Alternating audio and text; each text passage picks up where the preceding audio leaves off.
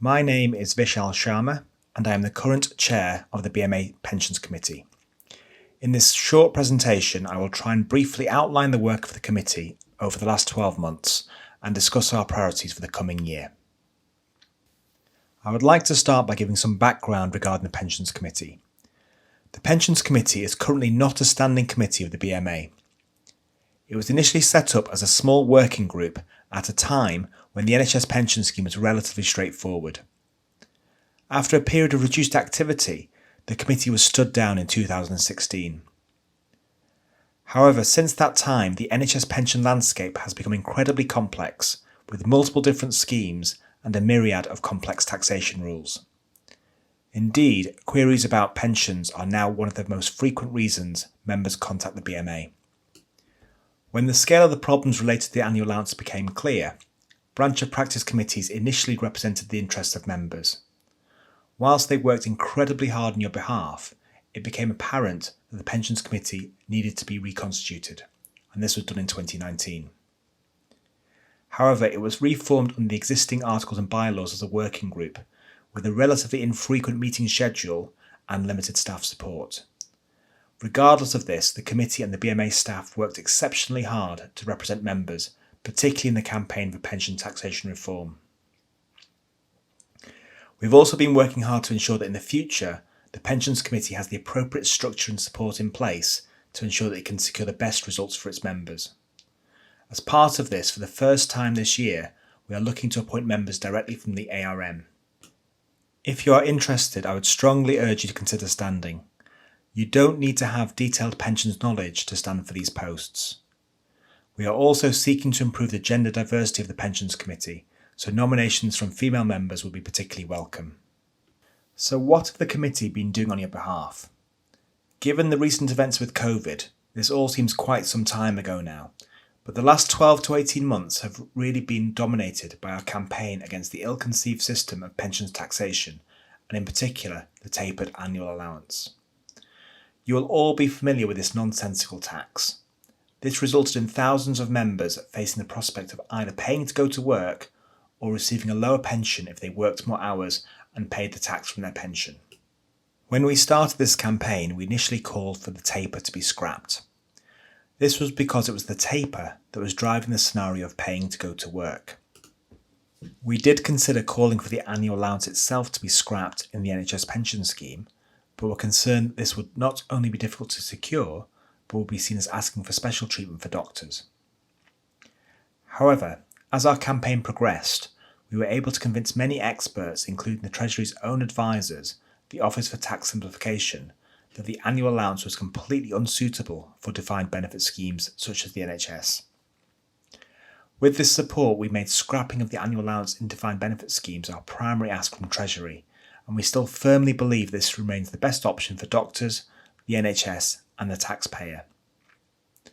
Unfortunately, despite our best efforts, we were unable to achieve that aim, but following our campaign we did secure significant concessions from the government. First, we had the annual allowance repayment scheme in England and Wales. This guaranteed to pay annual allowance tax charges for clinicians incurred in the 2019-20 tax year. Then, at the March budget, the Chancellor announced a significant rise in the level of threshold income, which is now £200,000, and the level of the adjusted income, which is now £240,000. Although this doesn't solve all of the annual allowance tax issues, it is a very significant change as it effectively removes most doctors from the effect of the taper. This means that in the majority of cases, provided you remain below the level of the threshold income, it removes the scenario whereby you are paying to go to work. It also removes some of the problems of using scheme pays to pay a tax bill, particularly for younger members. However, as we've mentioned previously, pensions are exceptionally complicated, and you must model your own pension and take independent financial advice. Do make use of the BMA Goldstone Pension Modeller that's available on the BMA website. There have been other important pieces of work that the Pensions Committee have been leading on. Firstly, the BMA has brought a legal case on behalf of its members related to the age discrimination that resulted when the 2015 pension scheme was introduced. This case is currently on hold, pending the resolution of legal cases brought by other unions that resulted in the protection offered to older members being deemed unlawful. It's important to note that it's the protection that was offered that was unlawful and not the introduction of the 2015 scheme itself. This is why the BMA delayed launching legal action. Had the protection been deemed unlawful in 2015, the likely remedy would simply have been to remove the offer of protection for older members. Our legal team have also been involved in action regarding the government's decision to pause the remedy of the cost cap breach. This relates to the 2015 pension scheme, and within the regulations there is a stipulation that the scheme needs to remain broadly cost neutral in terms of pensions paid out and pensions contributions paid in. If the scheme is either in surplus or in deficit, this breaches the cost cap and action needs to be taken to bring it back in balance. At the last valuation, the 2015 scheme was found to be in surplus, and the NHS Scheme Advisory Board suggested some changes to bring it back into balance. These changes included removing the highest pension contribution tiers, basing pension contributions on actual rather than whole-time equivalent pay for those working part-time, equalising benefits for widowers compared to widows, and improving the accrual rate. As a result of the age discrimination case, the government put these changes on hold. However, following joint legal proceedings brought by numerous unions, including the BMA, the government have recently announced that the cost cap review process will be resumed. We are also continuing to highlight the unfair way in which pension contributions are calculated for locum GPs, a process known as annualisation. This can result in them paying much higher contribution rates than would otherwise be payable based on their actual pensionable pay. What has the committee been doing during the COVID pandemic? COVID has unfortunately brought home to us that sadly healthcare workers do die whilst working for the NHS. Indeed, we know that sadly many healthcare workers have already died during this pandemic. This has highlighted a number of gaps that can exist in the NHS pension scheme in terms of access to death and service benefits.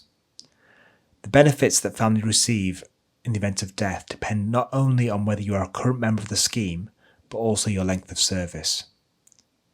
We know that many healthcare workers are not current members of the NHS pension scheme. This may be because they've opted out of the scheme for tax reasons, or for lower paid workers because they cannot afford to pay the pension contributions. There is also an anomaly that new joiners with less than 2 years membership and some other groups don't receive the full package of death and service benefits. We therefore campaign to governments to ensure that the families of all healthcare workers will be supported if their loved one died in the course of supporting patients during this pandemic. We ask the government to ensure that these families receive the full amount of benefit available under the NHS pension scheme, regardless of whether they were a current active member or not. The Scottish Government recognised that this was the right thing to do and provided a comprehensive financial support package to all healthcare workers' families in the event of death. Extremely disappointingly, the English and Welsh governments were unwilling to do this, but instead agreed to a COVID life assurance scheme, which means that if a healthcare worker dies as a result of COVID, the families will be offered a one-off lump sum of £60,000. Although this may provide some respite, it does not offer the long-term adult survivors pension to those who are not active members of the NHS pension scheme. We are still awaiting confirmation of the arrangements that would apply in Northern Ireland. Another thing that arose during the COVID pandemic was that we became aware of reports that doctors and other healthcare workers were being disadvantaged by insurers when taking out life insurance and income protection policies. This was a result of the way questions were being phrased around contacts with people who were COVID positive and the failure to differentiate between COVID PCR tests and antibody tests. This was particularly problematic given healthcare workers were being actively encouraged to undergo antibody testing. However, the BMA have engaged directly with insurers on this issue and also with the Association of British Insurers, the ABI, to resolve this issue. The ABI and the BMA have now issued joint statements that clearly state that healthcare workers should not be unfairly discriminated against when applying for policies.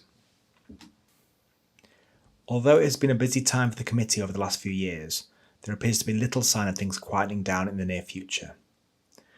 Although we've made significant progress with pensions taxation, the annual allowance remains unsuited for defined benefit schemes and there is more work that needs to be done to rectify some of the unfair aspects of applying this tax to the NHS pension scheme. In addition, the remedy for the age discrimination case is ongoing, as is the BMA's legal case brought on behalf of members.